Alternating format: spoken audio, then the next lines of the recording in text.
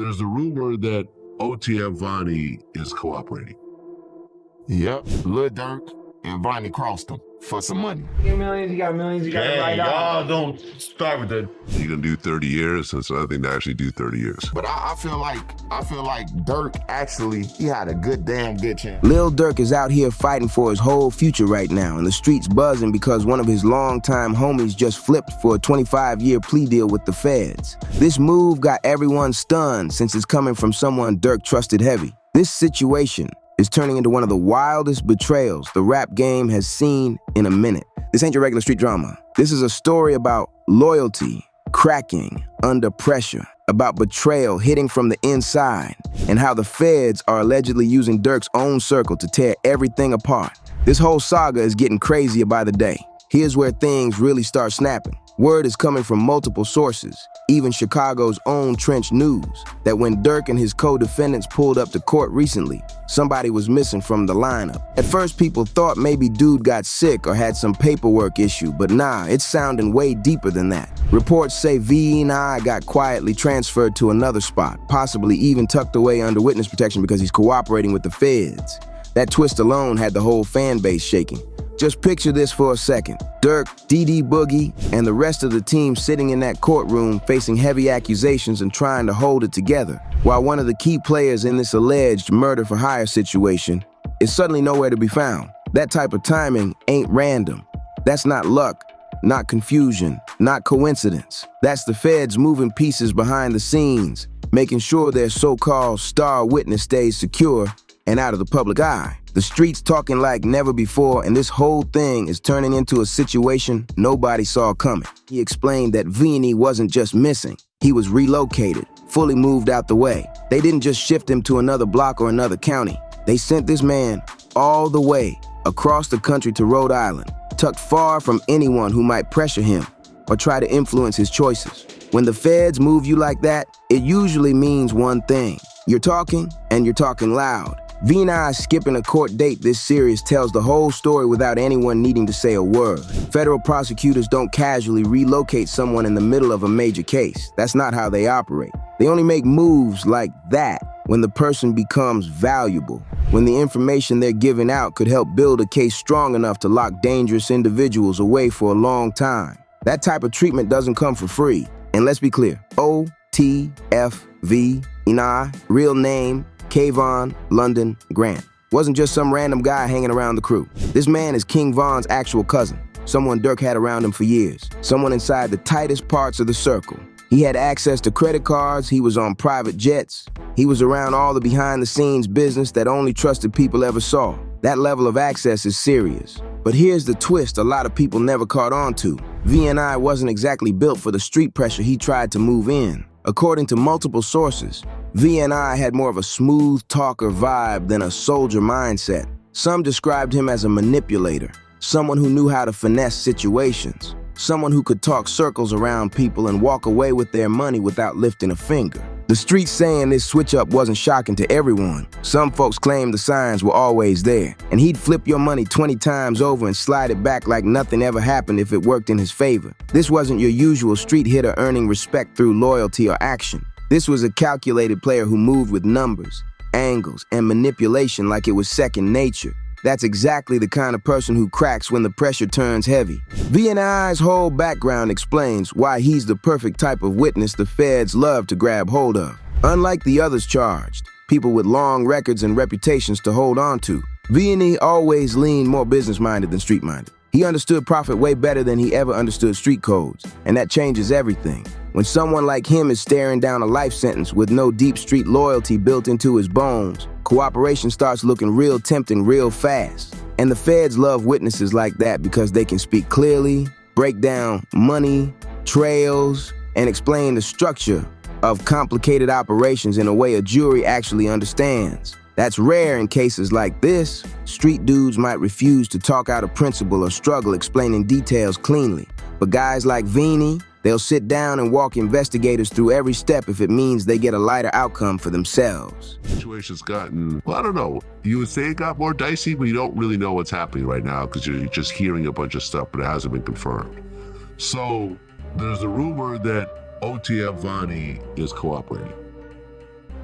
That's the type of witness prosecutors dream about. But here's where the whole thing takes an even darker twist, way darker. Recent info claims Vianney allegedly stole over $300,000 from King Von after Von was already gone. Let that sink in for a second. This man supposedly robbed his own cousin, the same cousin he's publicly claimed he cared about. Reports say Vianney transferred $200,000 from Von's account to a blank account in August, then had the nerve to swipe another $150,000 in October. That's wild behavior. We're talking about someone who took money from his own family while his cousin was already in the ground. King Von's child's mother and other family members have reportedly confirmed all of this, with some even saying they've got solid proof of the transactions. That alone had the whole situation spinning. The family tried to warn Lil Durk about what Vianney was doing, but Durk didn't want to believe it. They told him Vianney was caught on camera walking out the bank with Von's money. But Durk still kept this man close like nothing was wrong. That choice tells you everything about Vianney's character, because this wasn't some broke person stealing out of desperation. This was a planned move by someone who had access, opportunity, and zero conscience. Saying that Vonnie never got his money. The dad is saying that Lil Durk and Vonnie crossed him for some money.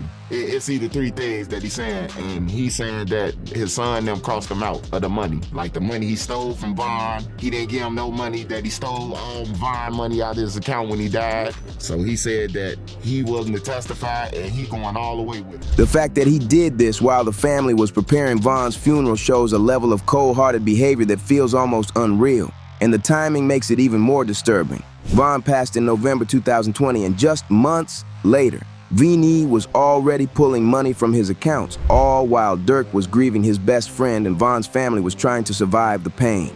Meanwhile, Vianney was shifting funds around and stacking up off a man who wasn't even here to defend himself. The security footage that reportedly shows Vianney leaving the bank with those withdrawals should have ended his connection to OTF right then and there. Anyone else would have cut ties immediately after seeing something like that. Stealing from a deceased friend is unforgivable. But Durk's loyalty, which is usually a strength, turned into something Vianney used against him.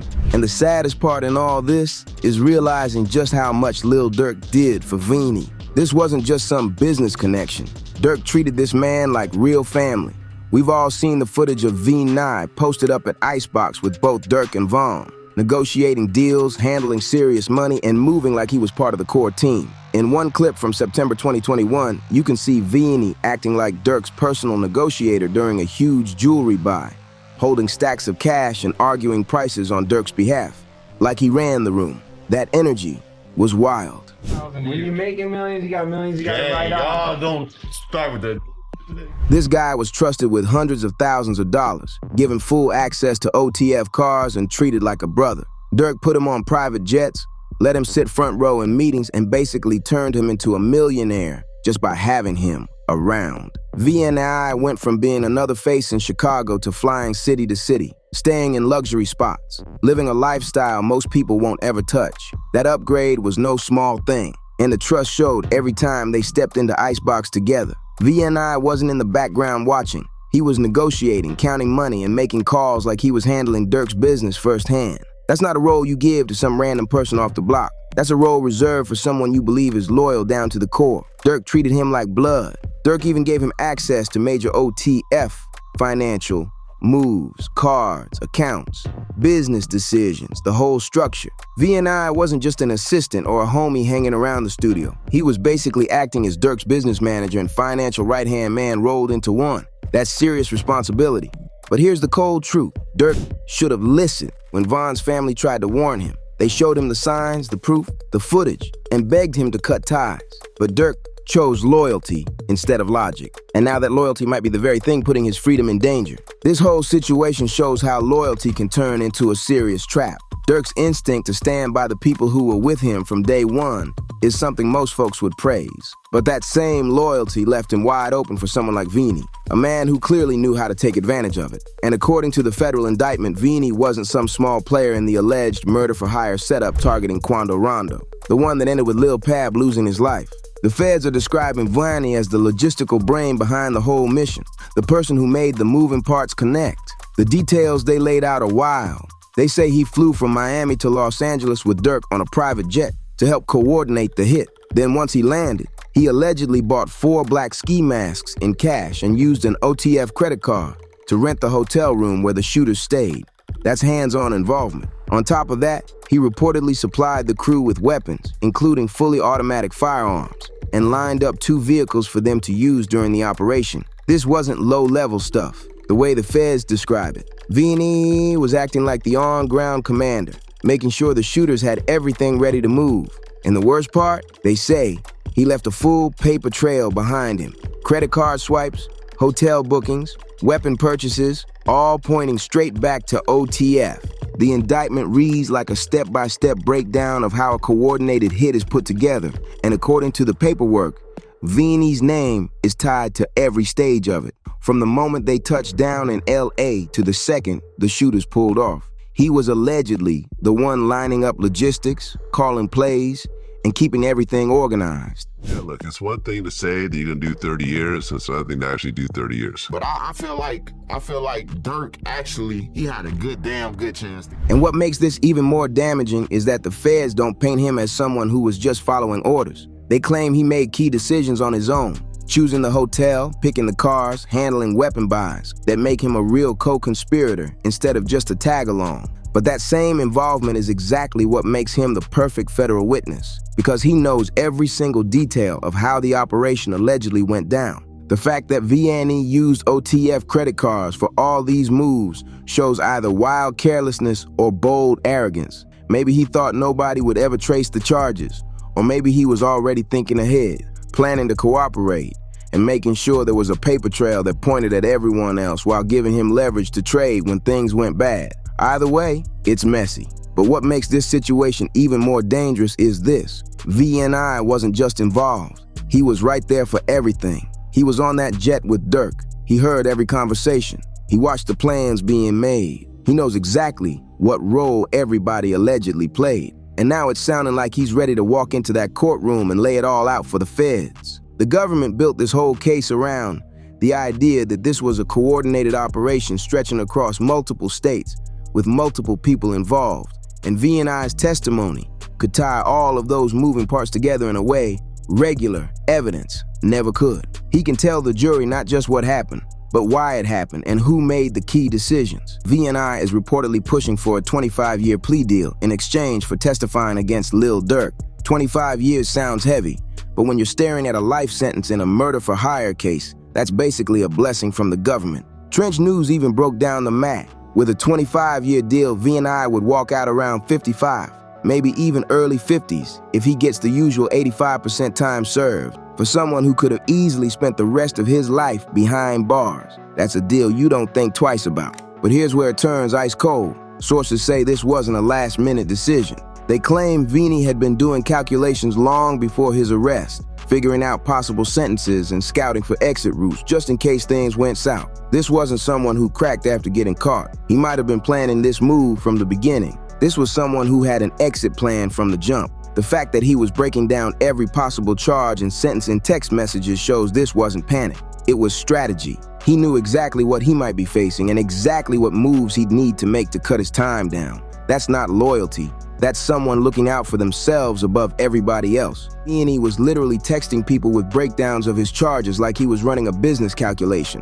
Count by count, he analyzed what each charge carried, what the risks were, and how he could reduce the damage. That level of planning shows he was never emotionally tied to the street code or the people standing beside him. He wasn't built on loyalty. He was built on self-preservation. And the fact the federal government is even entertaining a 25-year deal shows just how valuable they think his testimony is. They don't hand out offers like that unless they believe the witness can land a conviction on a bigger name.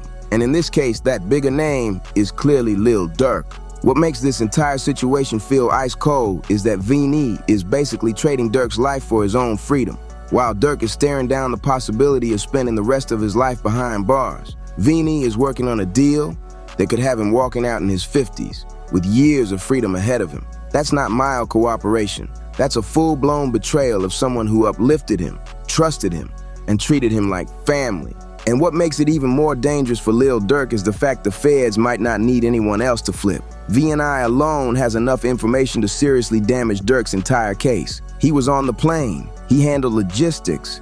He was involved in every part of the planning. He knows it all. He wasn't on the outside looking in. He watched the planning, heard the conversations, and can testify about Durk's alleged involvement in every part of this whole situation. The feds love cases built like this because they don't have to juggle a bunch of cooperators who might trip over each other's stories. They've got one witness who was there from start to finish, and that's all they need. V&I can walk a jury through the whole timeline, step by step, from the earliest planning stages all the way up to the execution of the plot. And here's what makes it even heavier for Durk. V&I doesn't come with the same credibility problems other witnesses might show up with. He's not some random street guy with a long rap sheet. He's King Von's cousin, someone Durk trusted, someone who had access to the most private OTF business. His words hit different. So when Vini gets on that stand and tells the jury Durk personally told him to coordinate this hit, that's going to land hard. The defense can try to attack him by bringing up the stolen money from Von, but that might actually make him look even more believable, like someone with nothing left to protect, nobody left to impress, and no reason to shield Durk anymore. That kind of witness is dangerous, and the federal play here is simple but deadly. They don't need to prove Durk pulled the trigger or even that he was physically in Los Angeles. All they need is evidence showing he was part of the conspiracy. And V&E can reportedly give that in brutal detail. Federal conspiracy charges are specifically designed to catch the planners, the people who make the calls, provide the resources, and set everything in motion without ever touching a gun. The government doesn't have to prove Durk knew every single detail, only that he played a role and that someone lost their life as a result. V&I's testimony will likely center on his conversations with Durk, any instructions he claims he received, and the resources he says were provided to make the plot possible. Even if Durk never said the exact words, "Go do this," V&E can testify about the tone, the timing, the planning, and the alleged intent behind their conversations. And that alone can be enough to lock someone away. Looking back, the red flags were everywhere, loud, obvious, and impossible to miss. The moment money went missing from Von's account, that should have been enough to shut down any future business with Vini, no questions asked. And the fact that Von's own family stepped up and warned Durk directly should have been a deal breaker by itself. But this is the problem with loyalty in street circles. Sometimes it blinds you to threats sitting right in front of you. Durk was so focused on keeping his circle intact and honoring Von's cousin that he overlooked clear proof that Vini couldn't be trusted. Trench News had been calling it out for months, saying Vini was the weak link in this entire case. While the other defendants had reputations to protect and codes they lived by, Vini didn't have that same grounding. He had the most to lose and the least credibility to stand on, which made him the most likely to flip. And these warning signs weren't subtle at all. Von's family didn't just suspect something was wrong. They had evidence. Security footage, bank records, transaction logs, all showing V&E moving money out of Von's accounts and into his own pockets. This wasn't some misunderstanding or missing cash that could be blamed on bad bookkeeping. This was documented theft, clear as day. When the family of your deceased best friend tells you someone stole from him, that's supposed to be the end of the situation right there. No history, no loyalty, no excuses should come before that level of betrayal. But Durk ignored those warnings. And that loyalty, something that usually makes him stand out as a solid person, turned into a weakness Vini took full advantage of. And the wildest part is that Vini kept operating inside OTF even after all these allegations came out. That shows either serious arrogance on his end or serious blind trust on Durk's. Maybe Vini thought his connection to Von made him untouchable, or maybe Durk believed that family ties should outweigh everything else. But in reality, that decision might be one of the reasons this case is spiraling the way it is. This betrayal goes way deeper than legal trouble. It's tearing down Lil Durk's whole legacy right in front of everyone. Here's an artist who built his entire brand around loyalty, staying solid and never switching up. Songs like Loyal Bros and all those tracks about standing firm are now being thrown back in his face by someone who was sitting in his inner circle the whole time. The irony is brutal. Durk spent years rapping about fake friends and snakes hiding in the grass, but the biggest snake was sitting right beside him, shaking his hand, flying with him, and eating with him.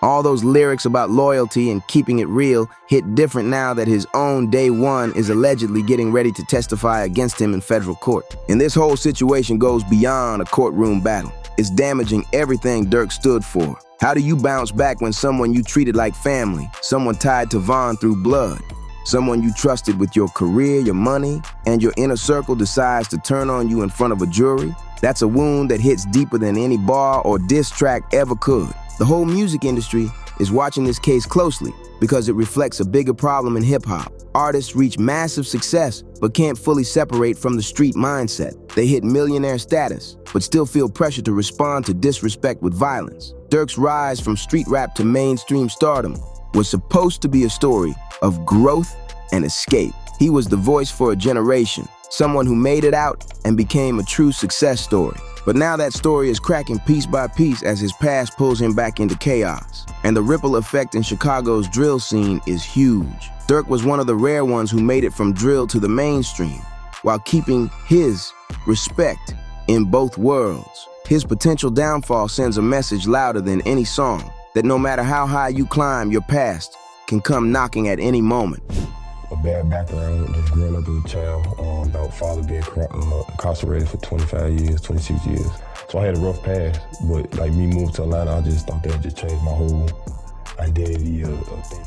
What's really telling is how the other defendants are carrying themselves through all this. Reports say DD Boogie and the rest of the crew were actually in good spirits during court, laughing, smiling, acting calm, even though they're literally fighting for their lives. To outsiders, that might look strange, but it could mean they know something the public hasn't heard yet. Maybe they're confident in their legal game plan, or maybe they believe Vini's testimony won't hit as hard as people think. But more likely, they're just trying to stay composed in a situation where everything is stacked against them. Meanwhile, Vini's absence says everything. When the feds relocate a cooperating witness, it's because they're protecting their asset, keeping him safe, secure, and untouched until it's time to testify.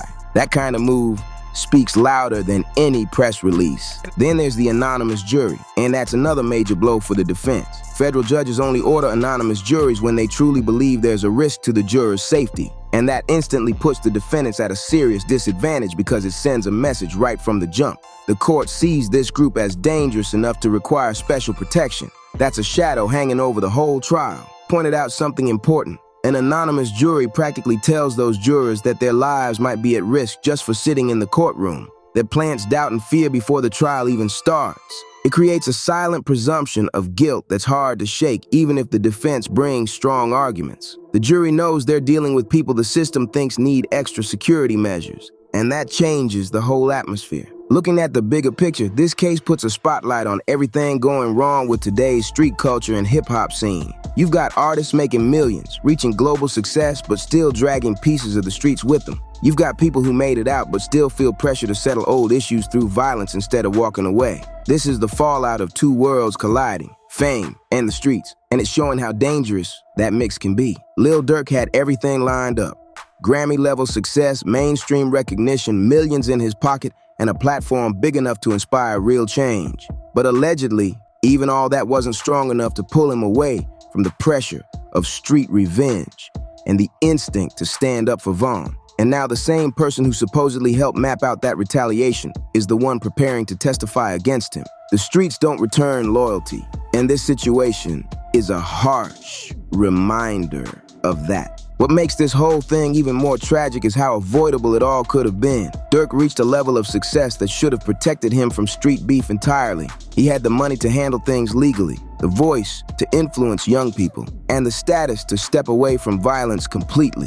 But loyalty, mixed with grief, anger, and the pull of old habits, can push someone into choices that don't match the life they worked so hard to build. The same loyalty that boosted Durk's image and kept his circle tight ended up being the same weakness that enemies used against him. It's a painful twist. The very thing he stood on for years is the very thing that might cost him everything. And even though we've broken down this situation from every angle, the story is still unfolding. VNI hasn't taken the stand yet, and Durk's legal team will get their chance to fire back and defend him. But the writing on the wall is hard to ignore. When your own day one, someone you treated like family, someone you elevated into success, is willing to testify against you just to shave years off their sentence, that shows exactly how fragile loyalty can be in this world. In today's world, this whole situation goes way beyond Lil Durk and OTF VNI. It's a warning shot about trust, loyalty, and what happens when you ignore signs that should have never been brushed off.